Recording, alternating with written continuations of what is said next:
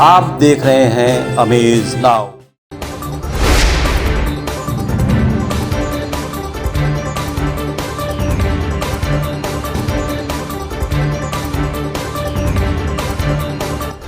आप बताओ, क्या नाम है आपका? जूली कपाड़िया। जूली, कभी स्कूल गई? कभी। क्यों नहीं गई?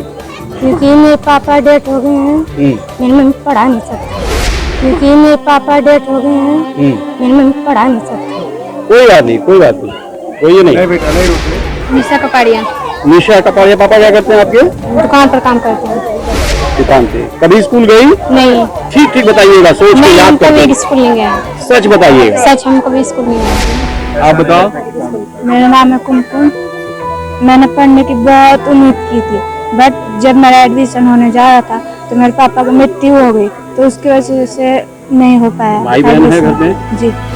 और आपको ये जान के बहुत दुख होगा कि यहाँ पे तो 15 साल की जो लड़कियां हैं वो कक्षा 1 से लेकर 10 तक के कोई उन्होंने क्लास का मुंह ही नहीं देखा। और आपको ये जान के बहुत दुख होगा कि यहाँ पे तो 15 साल की जो लड़कियां हैं वो कक्षा 1 से लेकर 10 तक के कोई उन्होंने क्लास का मुंह ही नहीं देखा।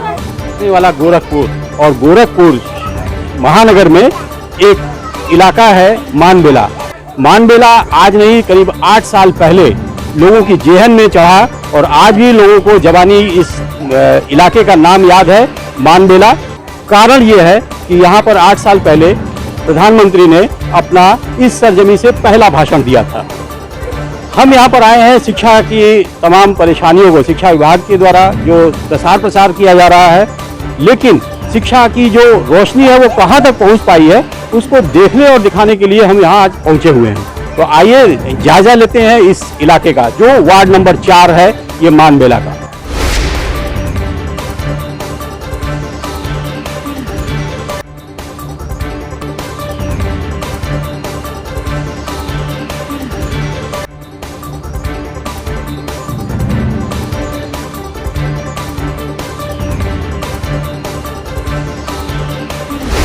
जैसा कि हमने बताया कि वार्ड नंबर 4 मानबेला का ये इलाका है, शहरी क्षेत्र में पड़ता है। आप देख सकते हैं कि कुछ मकान बने हुए हैं। हालांकि ये कपाड़िया टोला बताते हैं, बहुत ही गरीब परिवार के लोग हैं। प्रधानमंत्री की तमाम योजनाओं से बने हुए कुछ आवास हैं यहाँ पर। आप देखें, एक ये ऑटो रिक्शा आपको दिखाई दे रहा है। अभी हमने इससे बात किया, ऑटो रिक्शा के जो मालिक है, किस्त पर वो 8,000 रुपये की किस्त देता है और अपना 5-6 आदमियों का जो परिवार है वो चलाता है। तो लेकिन बात फिर घूम फिर के आती है कि यदि शिक्षा का प्रचार प्रसार नहीं हो पा रहा है, शिक्षा की रोशनी यहाँ इस क्षेत्र में, इस धरती पर नहीं पड़ रही है, तो यहाँ की जो नई पौध है, नई फसल है, वो आगे क्या करेगी। इसको जानने के लिए एक और महत्वपूर्ण बात आपको बता दें कि यहाँ पर हम आपको कुछ ऐसी किशोरियों को दिखाएंगे, 14 साल, 15 साल, 6 साल तक की बच्चियाँ, जिन्होंने अब तक स्कूल का मुँह तक नहीं देखा है। 14 साल, 15 साल, 6 साल तक की बच्चियां, जिन्होंने अब तक स्कूल का मुंह तक नहीं देखा है, जिन्होंने अब तक स्कूल का मुंह तक नहीं देखा है। तो आइए पहले हम उनसे बात करें।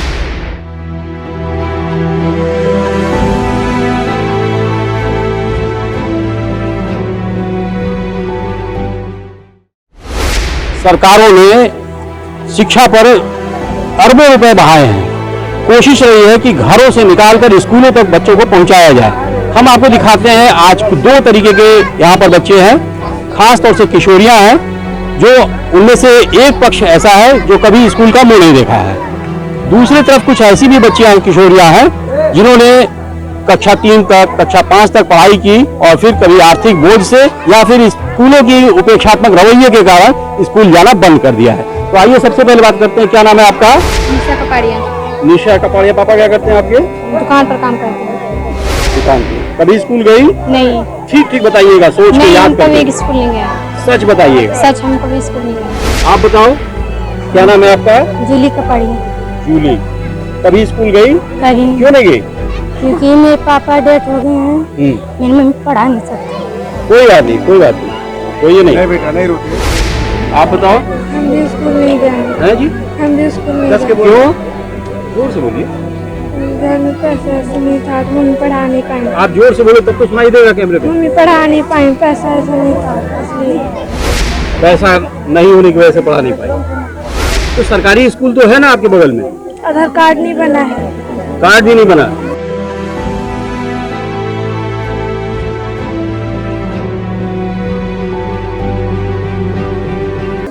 आप बताओ क्या नाम है आपका? हेलो गुड़िया। सॉरी? गुड़िया। गुड़िया। गुड़िया, पापा क्या करते हैं आपके? कोई दुकान। हम दोनों बहन। अच्छा, आपकी बहन। तो तुम भी स्कूल गई? हम दोनों पैसा सुन रहे।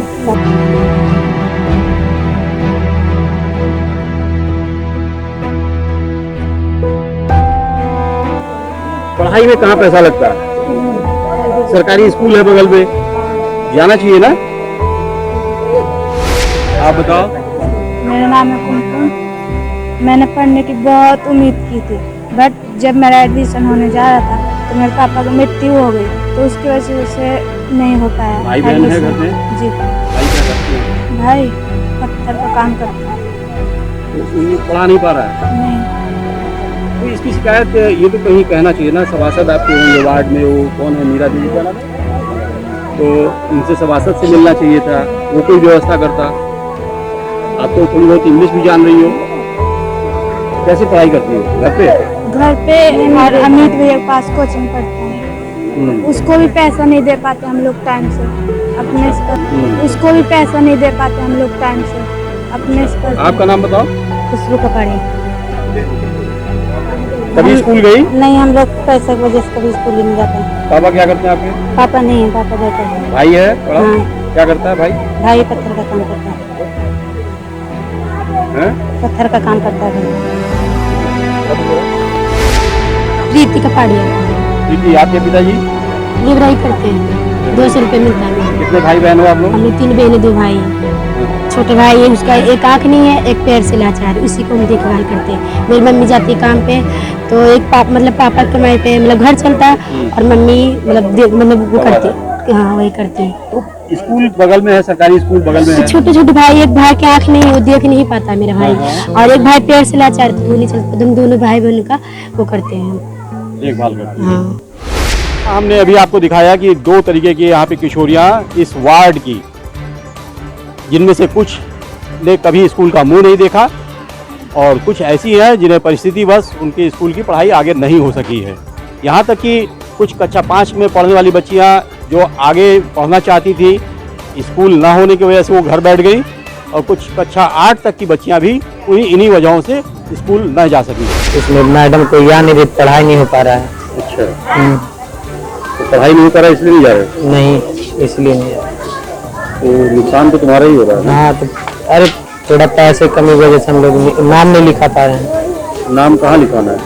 ये इसमें दूसरे विद्यालय में लिखवाने से। अच्छा, उसमें नहीं कर पाओगे? नहीं, ये हमेशा ऐसी स्थिति बनी है उस विद्यालय में? नहीं, पहले आते थे बहुत मैडम, महीने चेंज होते थे, तो अब नहीं हो रहा है। 5-6 महीने से नहीं हो रहा है।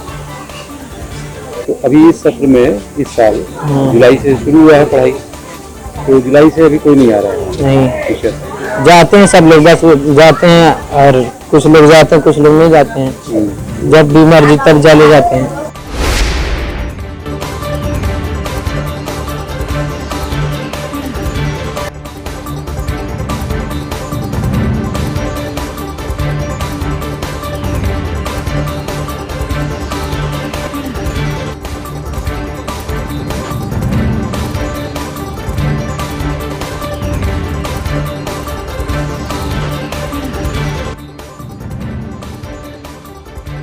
यहाँ पर अभी तक हमने जिन लोगों से बात किया, जिन किशोरियों से बात किया, उनके कुछ तो अधिकांश ऐसे बच्चियाँ मिली जिनके पिता घर पे नहीं है या वो स्वर्ग सिधार चुके हैं, तो उनके सामने आर्थिक संकट दिखाई दिया है, और कुछ की तमाम पारिवारिक परिस्थितियाँ, और स्कूल भी कम जिम्मेदार नहीं है। अब आइए हम आपको दिखाते हैं कि कुछ ऐसी किशोरियाँ हैं जिन्होंने परिस्थितिवश या किन कारणों से स्कूल जा रहे थे लेकिन छोड़ दिया है।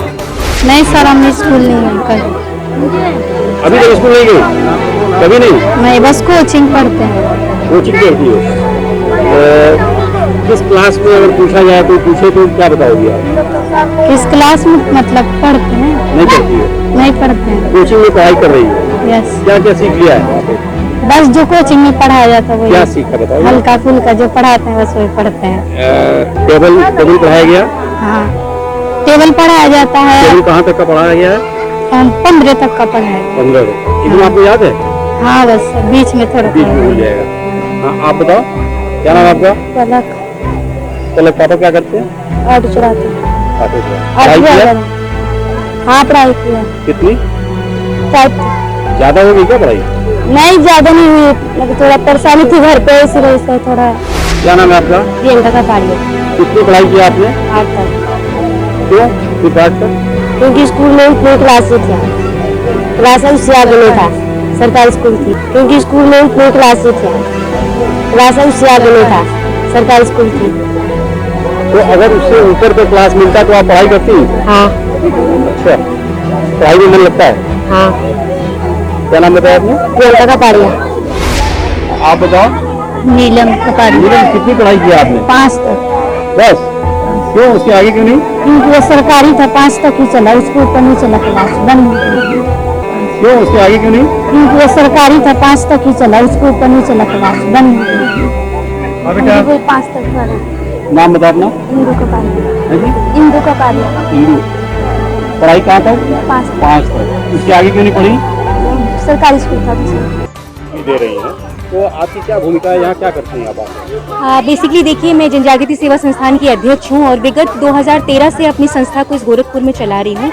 और ऐसे बहुत सारे गांव हैं जिन पर मैंने काम किया है, जहाँ पे शिक्षा का अभाव रहा है, जहाँ पे लड़कियों को संरक्षण देने के लिए या फिर सिलाई कढ़ाई की शिक्षा देने के लिए, उनको अपने पैर पे खड़ा करने के लिए हम लोगों का बहुत सारा अभियान चला है।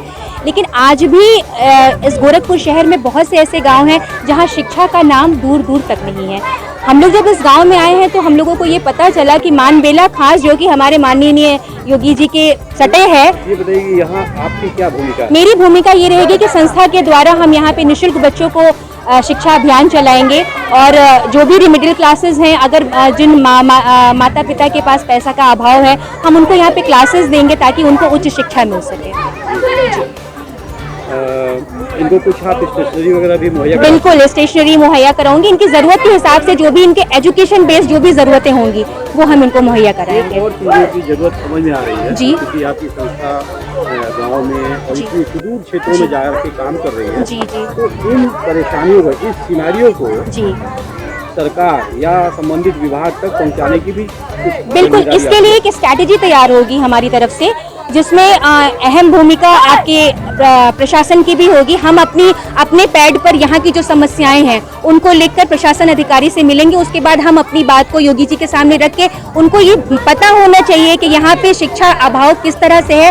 और आपको ये जान के बहुत दुख होगा कि यहाँ पे तो 15 साल की जो लड़कियां हैं वो कक्षा 1 से लेकर 10 तक की कोई उन्होंने क्लास का मुंह ही नहीं देखा।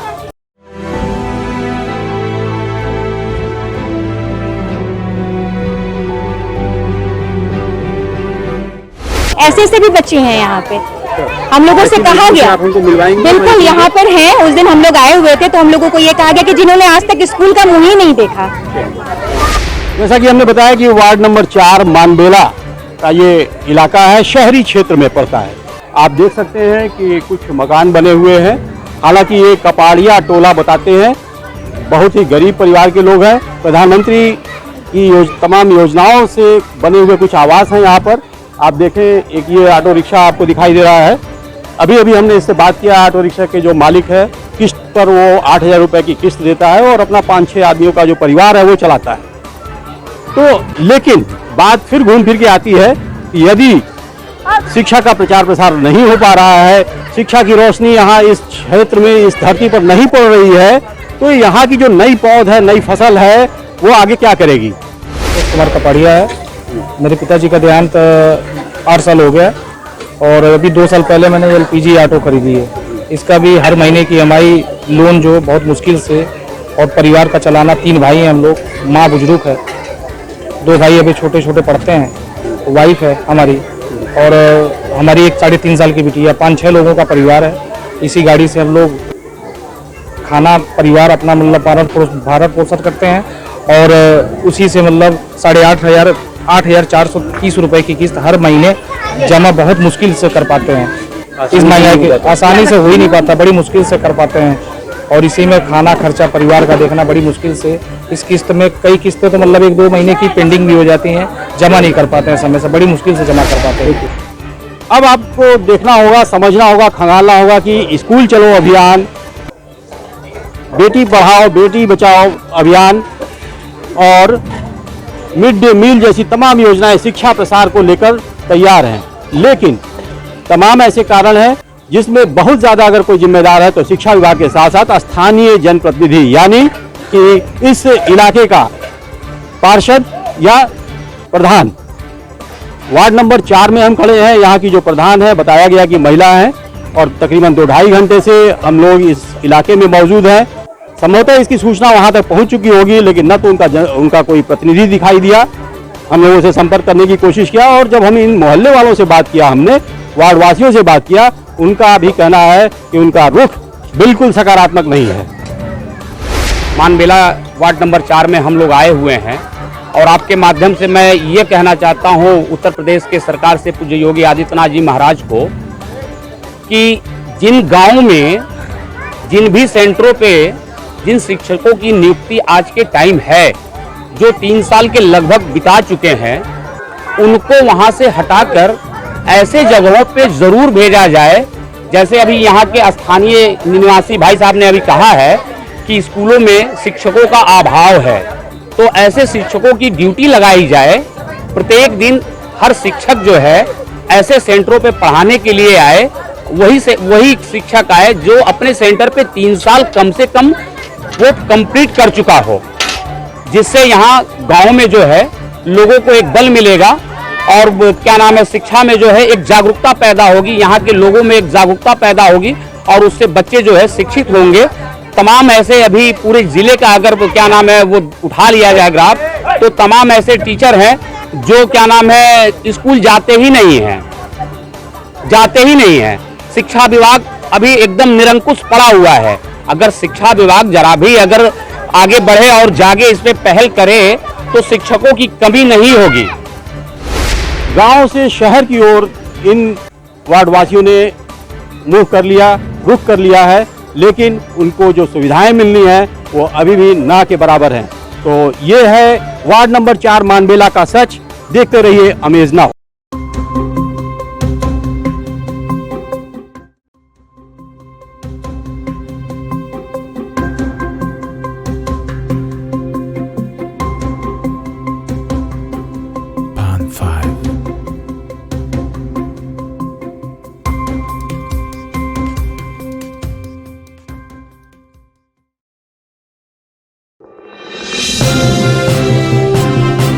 आप देख रहे हैं अमेज नाउ।